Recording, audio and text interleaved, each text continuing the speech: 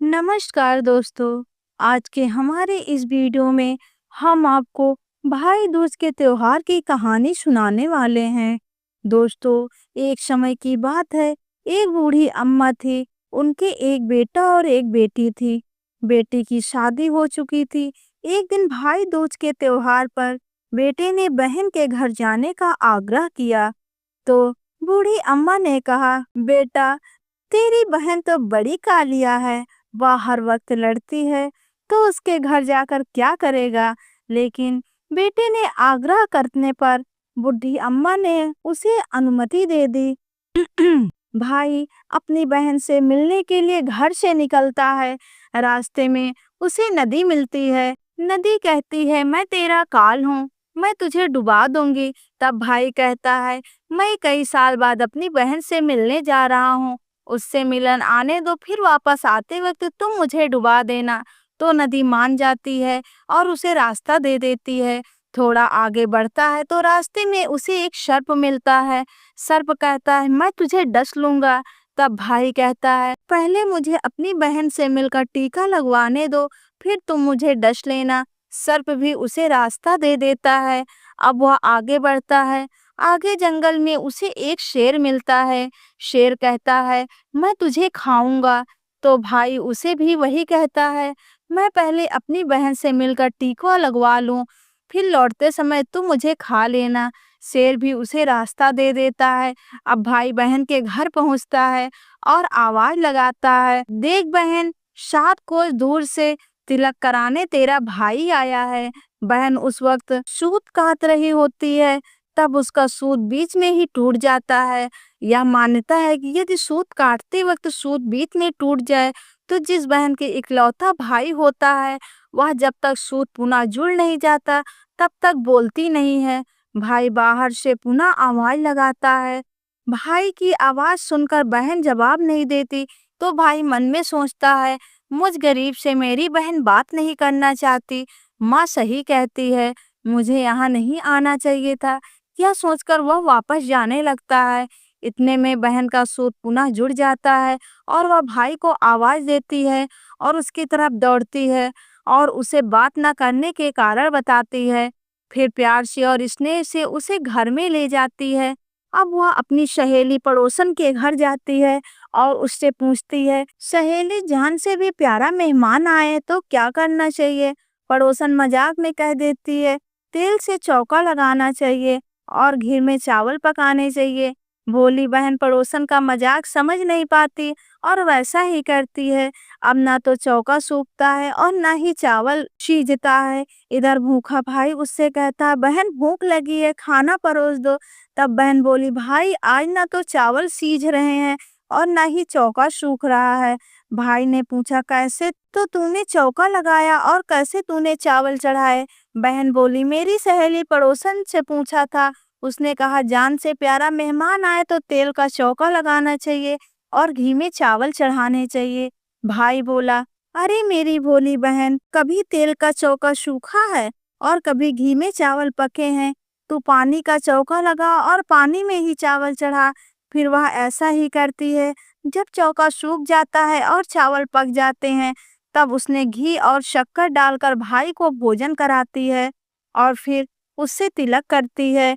कई दिन बीत जाते हैं। एक दिन भाई बोला, बहन अब मैं घर वापस जाऊंगा, माँ अकेली है। अगले दिन सुबह बहन जल्दी उठकर गेहूं पीसकर भाई के लिए लड्डू बनाती है और कुछ लड्डू बच्चों के लिए रखकर अपने भाई को विदा करती है। सुबह जब बच्चे उठते हैं तो माँ से खाने को मांगते हैं। तब माँ उन्हें वही लड्डू देती है। तब वह देख क्या सारे लड्डू हरे रंग के हो गए। फिर वह चक्की में देखती है तो उसके गेहूं के साथ एक सांप भी पिस गया था। उन लड्डुओं को फेंक देती है और अपने भाई के पीछे भागती है। रास्ते में एक पेड़ के नीचे उसका भाई बैठा होता है। उसे देखकर भाई बोला, क्या हुआ बहन? तो बहन पूछती है, मैंने तुझे लड्डू बांधे थे, वह कहाँ है? भाई बोला, तेरे लड्डू मैंने अभी नहीं खाया, पेड़ पर टंगे हैं, ले ले। वह पेड़ से लड्डू उतार और वहीं गड्ढा कर उन लड्डुओं को गाड़ देती है। फिर अपने भाई को सारी बात बताती है। भाई बोला, बहन तूने एक बार तो मुझे मौत से बचा लिया, लेकिन मैं पीछे कईयों की साई देकर आया हूँ। वह बहन को सारी बात बताता है। वह दोनों वहां बैठे बातें ही कर रहे होते हैं कि बहन भाई से पानी मांगती है और भाई बोला थोड़ी दूर एक तालाब है, वहां से मैं अभी पानी लेकर आता हूँ। बहन बोली मैं खुद जाती हूँ और पानी पीकर वापस आती हूँ। और पानी पीने तालाब पर पहुंचती है तो देखती है कि वहां एक बुढ़िया बैठी है। वह उसके पास जाकर उससे पूछती है, माँ तुम यहाँ क्यों बैठी हो? तब वह बुढ़िया कहती है, मैं विधाता हूँ, एक बहन के भाई की तात गढ़ रही हूँ। तब वह पूछती है, माता वह कौन भाई है? तब विधाता कहती है, एक भाई जिसकी प्यार ने उसकी बहन ने सांप की हत्या कर दी। बहन सोचती है यह तो मेरा ही भाई है। वह घबरा जाती है और विधाता से पूछती है, माता उस भाई को इस श्राप से बचाने के लिए क्या करना होगा? विधाता उसे बताती है कि उसकी एक बहन है, जब वह उसे गालियां दे और उसकी शादी होने तक यदि वह हर घात को टाल देती है तो उसका भाई बच सकता है। वह तुरंत अपने भाई के पास जाकर उसे कहती है, भाई मैं तुझे माँ के घर छोड़ने चलूंगी, लेकिन रुक, अभी आती हूँ। और वह शेर के लिए मांस, सांप के लिए दूध और नदी के लिए ओढ़नी लाती है। और दोनों भाई बहन आगे बढ़ते हैं। रास्ते में उन्हें पहले शेर मिलता है। जैसे वह भाई को खाने के लिए आगे बढ़ता है, बहन उसके आगे मांस का टुकड़ा डाल देती है। शेर उस मांस के टुकड़े को खाने में लग जाता है और दोनों भाई बहन आगे चलते हैं। आगे उन्हें वह सांप मिलता है। जैसे ही सांप उसे डसने के लिए आगे बढ़ता है, बहन सांप के आगे दूध का प्याला रख देती है। सांप दूध पीने लगता है। वह दोनों अब आगे चलते हैं। रास्ते में उन्हें नदी मिलती है जो भाई को डुबाने को तैयार होती है, पर बहन नदी को ओढ़ने उड़ा देती है। खुश होकर नदी रास्ता दे देती है। अब वह दोनों भाई बहन आगे बढ़ते हैं और अपने घर पहुंच जाते हैं। बेटी को देखकर माँ खुश हो जाती है। वह बहन उसी समय भाई को गाली देने लगती है। तब माँ बेटे से कहती है, इस कालिया बहन को क्यों ले आया है? तब भाई बोलता है, माँ बहन तो बहुत अच्छी थी, पता नहीं घर आते ही इसे क्या हो गया। थोड़े दिनों में भाई का रिश्ता आता है। तब सब कहते हैं बहन तो पागल है पर भाग्यवान है। पर जब ससुराल वाले सगाई की मिठाई लाते हैं तो बहन कहती है, इसकी मिठाई क्यों बांटते हो, पहले मेरी बांटो। कई बड़े बुजुर्गों ने बोले, इसे भी भाई के साथ बिठा तो सगाई शुरू होती है। वहां आग लग जाती है। बहन को तो पता ही था कि उसके भाई की घात है। उसने तुरंत ही वह आग बुझा दी। अब कुछ दिन बाद शादी में कार्यक्रम शुरू होते हैं, परंतु बहन हर समय भाई के साथ रहती है। जब भाई की निकासी होने लगी तब बहन बोली, अरे इसकी निकासी क्या करते हो, पहले मेरी निकासी करे और इसे पीछे के दरवाजे से लेकर आओ। बहन ने इतना कहते ही आगे का दरवाजा टूटकर गिर जाता है। सब कहते हैं भले ही बहन कालिया है पर बराबर भाई की जान बचा रही है। जब भाई पैरों में बैठता है तो फिर बहन कहती है, उसकी जगह मैं पैरों में बैठूंगी। शादी के बाद जब दूल्हा दुल्हन की रात जागती है तो बहन कहती है, इसकी नहीं, पहले मेरी रात जगाओ। कई लोग बोले, बीच में पर्दा लगाकर इसे भी साथ में सुला दो। रात में जब भाई भाभी सो जाते हैं तब वहां एक सांप आता है। बहन तो तैयारी से ही बैठी थी। वह उसे पकड़कर टोकरे में रखकर सो जाती है। आज वह कई दिनों से निश्चिंत होकर सोती है।